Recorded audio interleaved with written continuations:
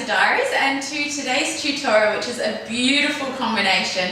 This is another one I learned from Farida Fahmy, the most beautiful dancer. Oh, she's such a beautiful dancer, great teacher as well. And I really like this move. It's a really nice one to do in choreographies. I learned it for Wash Your Hat choreography. I hadn't seen it before, so I'm going to teach it to you all today.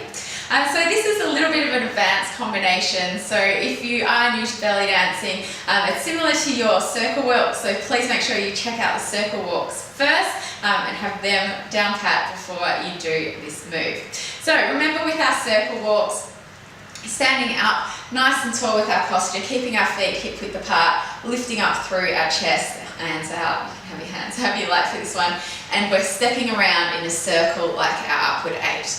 So the variation for this one today is that as we come into our step, instead of stepping to the side, we're stepping back.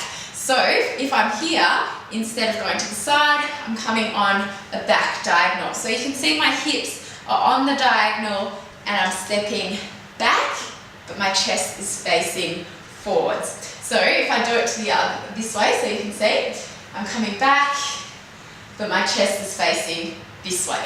So again, facing this way, coming back, but my chest is facing this way. So you can change sides, but the hip that is doing the circle is always the one that's trailing, like when we're doing it to the side, just that we're adjusting the frame of our body. So I hope that makes sense. Write in the comments below if you're confused by that one. Then we add into the combination a little lift and drop. So from here, coming back, we come down and up, back, down and up, down and up. So it's really nice if you do a few of it, but obviously it'll depend on the music that you're doing it with as to how you want the combination. So a nice way to do it though is just a few coming back and then with the accents and then changing sides. So when I'm changing sides, all I'm doing is changing my weight onto the other foot and switching over. Again, like I would in my figure eights, using my feet to get that up high. The difference though is in the angle.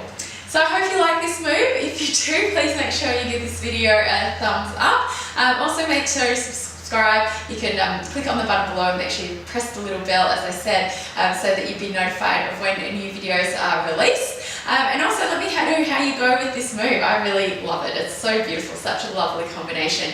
You can also join our Facebook group, Shimmy Shakers. I'll link that below too, so if you're a technique geek like me, come and check it out. We'll have lots of discussions about technique, so we can discuss this move as well. And yes, I hope you like it and happy dancing.